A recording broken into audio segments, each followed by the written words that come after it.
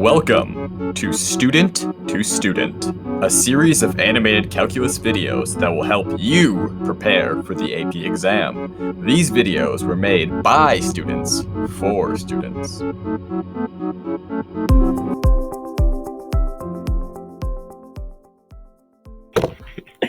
Hey guys! What's up? Hey, What's up, guys? We're gonna be talking about particle motion today. Calculus. Check this out. Oh yeah. What is particle motion in calculus? Particle motion describes the physics of an object, a point that moves along a line, horizontal or vertical.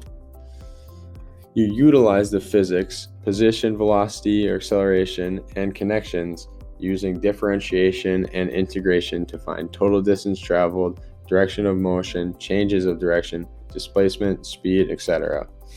Some vocabulary you might need is a critical point is a point where a function is not differentiable or the derivative equals zero. Relative extrema is relative minimums or maximums for a function, and speed is the magnitude or absolute value of velocity.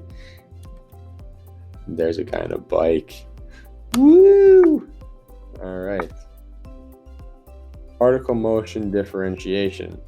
So the properties of the derivatives is x of t is the position for this slide, and the derivative of that gives you the velocity, and the derivative of velocity will give you the acceleration. So the derivative of v of t is a of t, and then you can also apply that to be the second derivative of position, making the velocity. There's a position time, velocity time, and acceleration time graph on the right there, just showing for the same function what the different graphs would look like.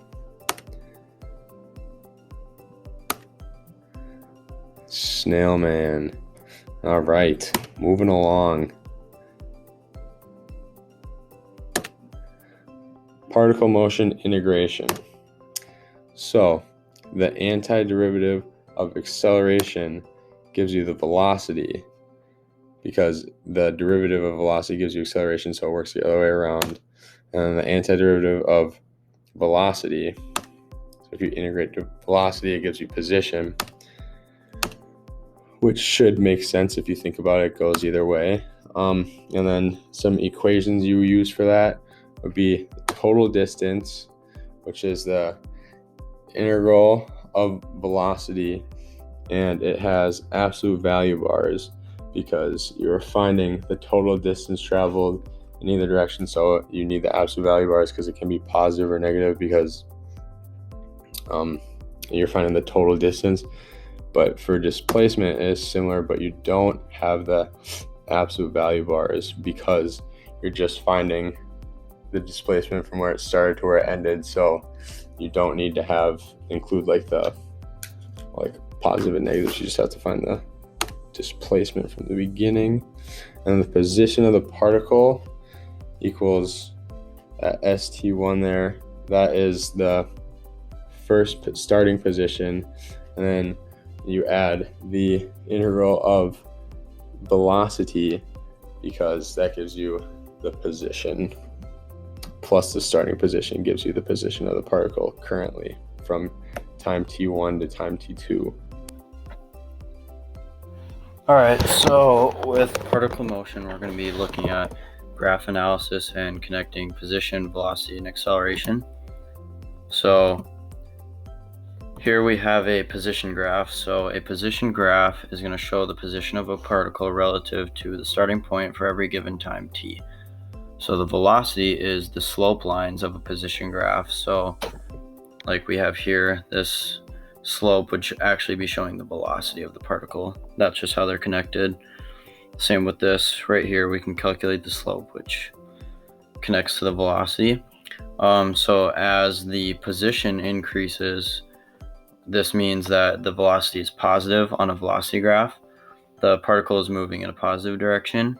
And then as the position decreases, which means the velocity on the velocity graph is negative, the particle is moving in a negative direction. And then relative extrema can be found by finding where the slope of the position line equals zero. So in this spot, the slope is 0. So that would be a relative extrema for this position graph. All right, so now we're going to be looking at a velocity graph. So with the velocity graph, it shows the velocity of a particle relative to the starting point for every given time t.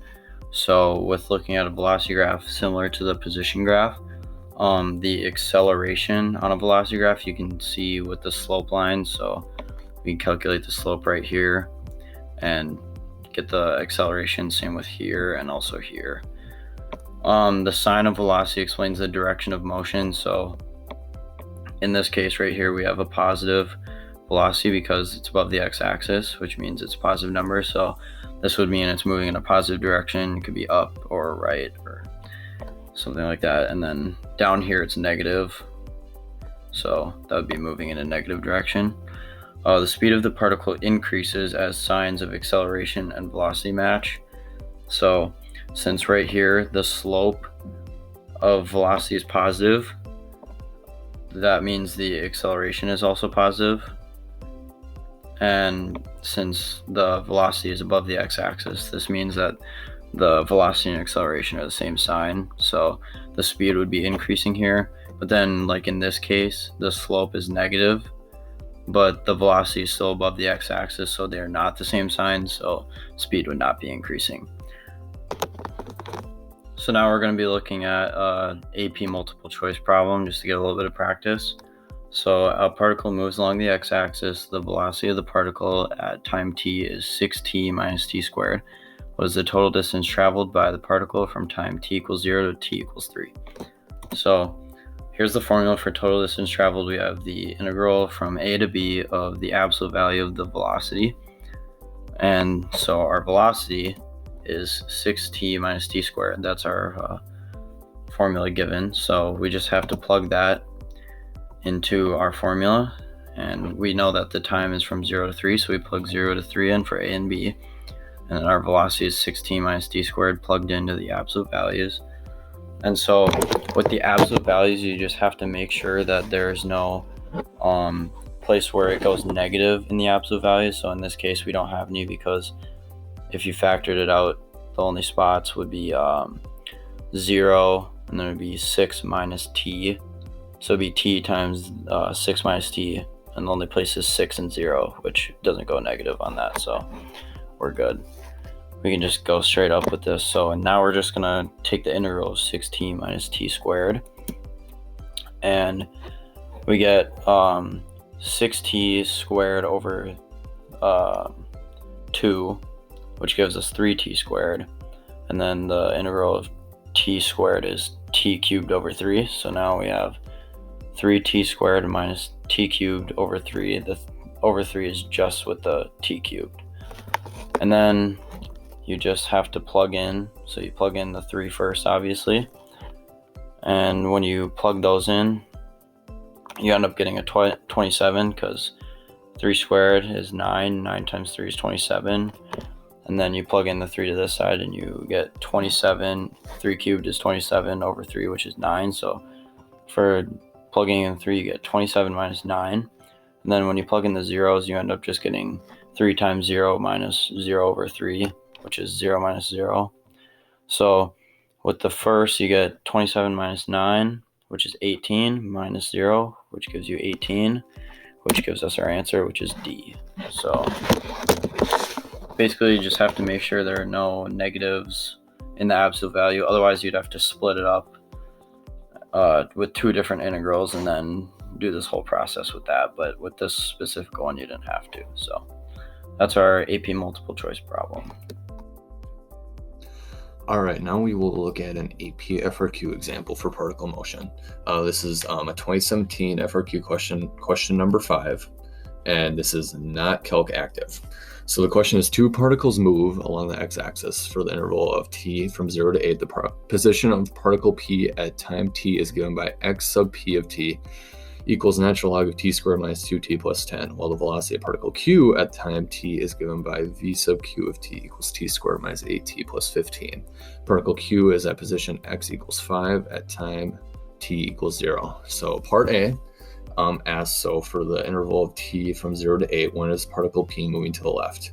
And a particle is moving to the left when the velocity is negative. So we're going to take the position function that we were given, x sub p of t equals natural log of t squared minus 2t plus 10, and we are going to derive that into the velocity function, and that equals 2t minus 2 divided by t squared minus 2t plus 10. And so now in order to find when it's negative, we're going to use a sine line. And first we need to find the critical points, which that is when velocity equals 0 or it doesn't exist. And because in order to decide if it doesn't exist, the denominator in this situation would have to equal 0. And it is, you can see that the denominator never equals 0 or goes negative. It's always positive. So we don't have to worry about it not existing. So now we just look at the top of the fraction and we need to equal that to 0. And then we factor it out and we find a critical point t equals 1. So now we will head over to our sine line. We'll set up the intervals here. And remember, this is the velocity of sub p of t. So we go from 0 to 8, and then we plug in 1 there. And so now we are going to find in those intervals when it's negative or positive, and we plug it back into this. So for the first one, we can just plug in a half. You plug in a half for t, and you get a negative number. And now we can do, for the interval from 1 to 8, just plug in 3, 4, 5, anything like that. You get a positive number. And so then it is given, it is known, that p moves to the left on the interval from 0 to 1. All right, part B. So for the interval from 0 to 8, find all times t during which the two particles travel in the same direction. So we're going to look at both p and q here, and we need to find when both of their velocities are both positive. So we will take our function v sub p of t from before. We already know the critical point, t equals 1. Now we're going to take v sub q of t. I understand it says y. Please bear with me. There was no way to get a sub q. So we're just going to use y in this problem. And that equals t squared minus 8t plus 15. Factor that out. Critical points will be at 3 and 5. And so now we will take both their sine lines on top of each other to make it easier to read from 0 to 8. And we will find when both of their sines are the same. And remember, so top is going to be v sub p of t and the bottom is going to be v sub y of t, or q. And so the answer will be both particles move in the same direction on 1 to 3 and 5 to 8, because on both of those, they are both positive, top and bottom. We will go to part C, find the acceleration of particle q at time t equals 2, and is the speed of particle q increasing, decreasing, or neither at time equals 2? Explain your reasoning. So we're going to take our velocity, and we already know it is given, we found in the last problem that the critical points are at 3 and 5. So now we're going to derive the velocity into a sub y of t, and that equals 2t minus 8. And we will find a critical point for that, which is t equals 4. And before we do the sine lines to worry about that, about the speed, we are going to just plug in a sub y of 2. So you plug in 2 for t, and you get negative 4. So now we are going to take the two sine lines for velocity and acceleration, and we'll stack them up on top of each other. Top is going to be velocity, bottom is going to be acceleration. And now we need to find t equals 2, and it's going to be right around here, so right before t equals 3. And you can see that velocity is positive and acceleration is negative there. So let's get to our conclusion. So at t equals 2, the acceleration of particle y is equal to negative 4. And the speed of the particle is decreasing as the velocity and acceleration of particle y have opposite signs. Go to part D here. Find the position of particle q the first time it changes direction. So we're going to go back to the sine line for v sub y of t, or q of t. And so in order for a particle to change direction, the velocity needs to change signs. And this first happens at t of 3 when it goes from positive to negative. So yeah, first time y changes direction is at t of 3.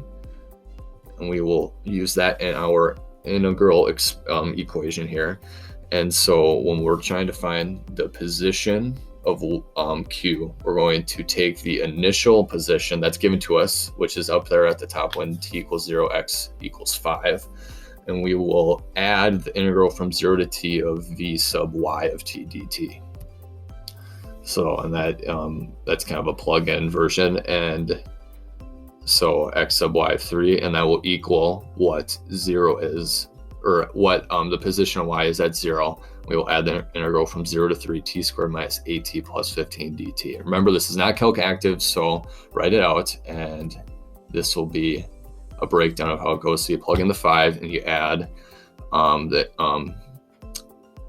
the integration of the velocity, and that's 1/3 of t to the third minus 4t squared plus 15t from 0 to 3, and you simplify it down and you will get 23. You can end it there on the second. You should, don't feel free to leave it as long as it's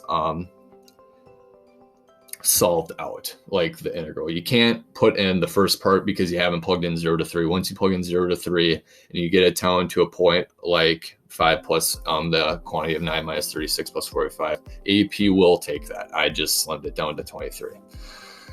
And that is the FRQ. And here are the AP College Board scoring guidelines for you guys to see kind of what the scoring breakdown and for questions like this, these are. And so you feel free to pause the video and take a look at that. And finally, on this last slide here is a formula list. It's kind of just a summary of everything that we taught you and reminded you guys of today. Just translations for expressions and stuff like that, and some of those integral equations that we use. And this is courtesy of Tony Record Dropbox. And that is all. Thank you guys for watching this video. I hope it helped you, and I wish you good luck on your AP exam, and I hope you have a good rest of your day.